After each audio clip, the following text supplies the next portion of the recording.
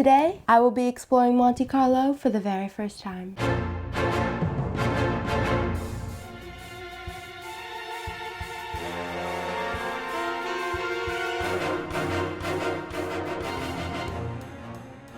And who am I, you may ask? I'm Kelsey, a girl in desperate need of some therapeutic, creative outlet with mild ADHD symptoms, and I'm going to attempt to give you my perspective on a day and a place that you may or may not care about or want to visit. I was inspired to go to Monte Carlo because of a certain Hollywood actress. You may or may not know her. Her name is Grace Kelly, and she happened to have married a certain Prince Rainier III and became a princess.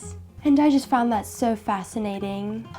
I adore her. And when I was about maybe 11 or 12 years old, there was a Selena Gomez movie in 2010 called Monte Carlo. In that story, the main character, Selena Gomez, she impersonated a rich heiress who was her twin. That was fascinating, because what girl doesn't have imposter syndrome every now and then? Mistaken identity.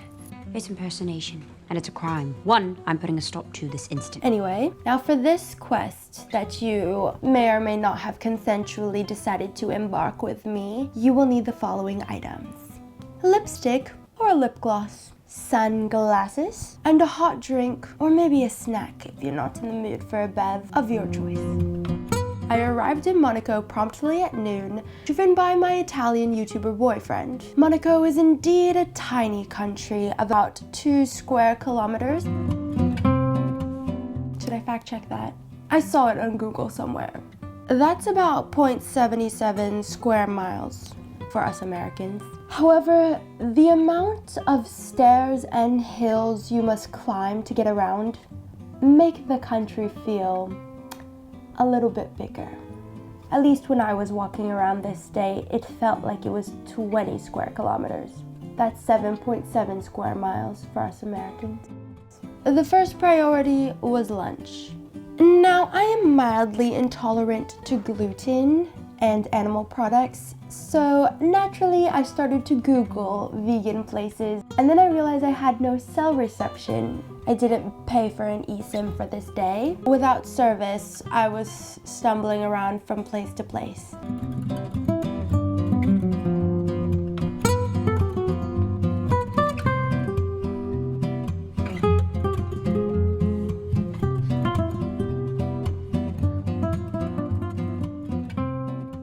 And then my boyfriend and I stumbled upon a Thai place.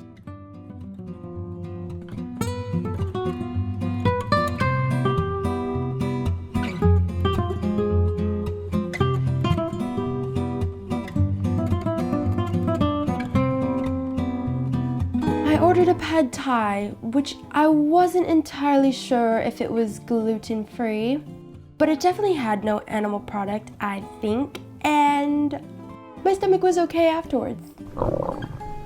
After the meal, the next step was exploration.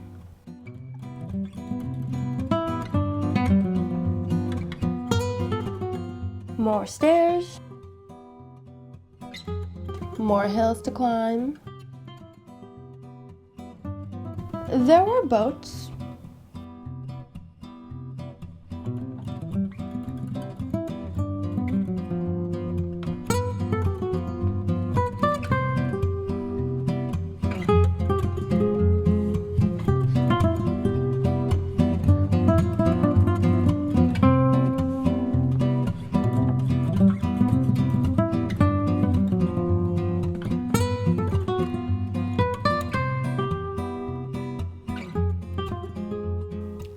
There were cars.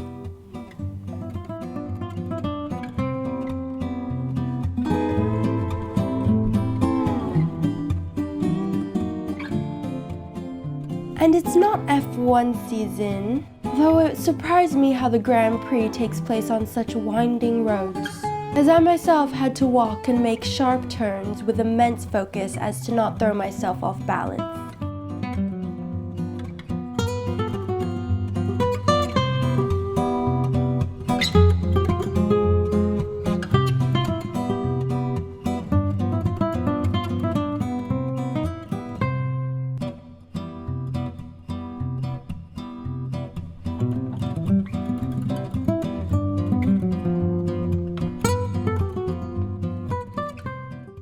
was the infamous casino, which might have been in a James Bond film or two. Which I've not actually seen those films yet. If you have, let me know if you've enjoyed it.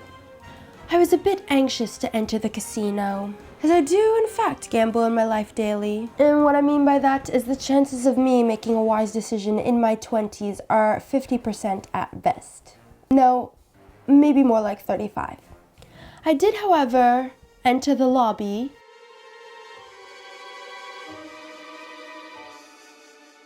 which had a beautiful Christmas tree.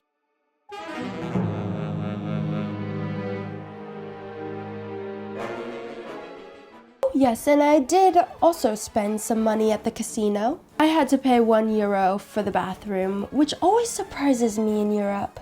I thank God I didn't gamble all my money away, or I wouldn't be able to pee in the place. Anyway, shortly after that, I even got a job at the casino.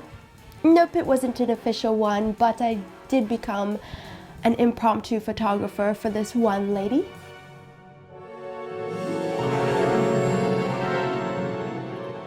She had asked me to take pictures of her and to not stop. And then I proceeded to take pictures of her as she changed poses until her camera roll actually ran out, which I applaud her because she's making the most of this scenery. Now, after finally exiting this casino, which felt like hours,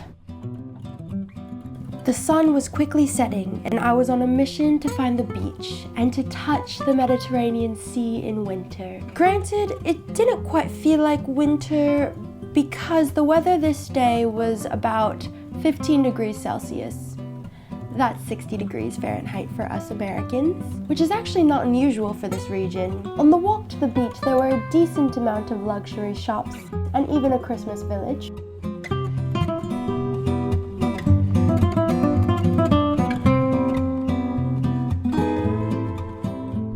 How festive.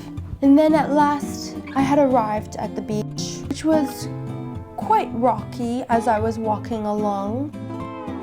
Almost tripped a few times. There aren't really sandy beaches along this region of the Mediterranean.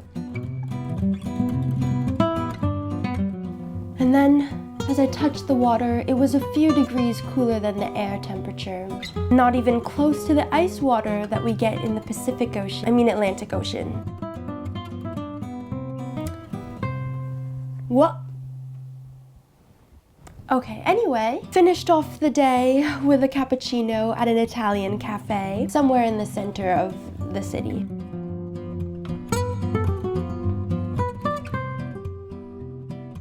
And with that, my final review of Monaco. I must say that even though living there might be quite expensive, which I do not know, I've only heard, the cost of food was no different from New York prices. And the scenery was gorgeous, of course. I got like old Hollywood vibes from the city. It does give me a little bit of California vibes with the hills and the beach. I don't know. Let me know if you've been there. What else should I say? Oh yes. Although nothing beats the luxury like sitting down with a nice hot drink or a snack and a good story.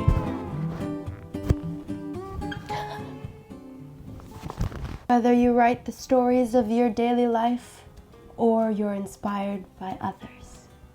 Well, ciao for now, and I'll see you at our next tea session.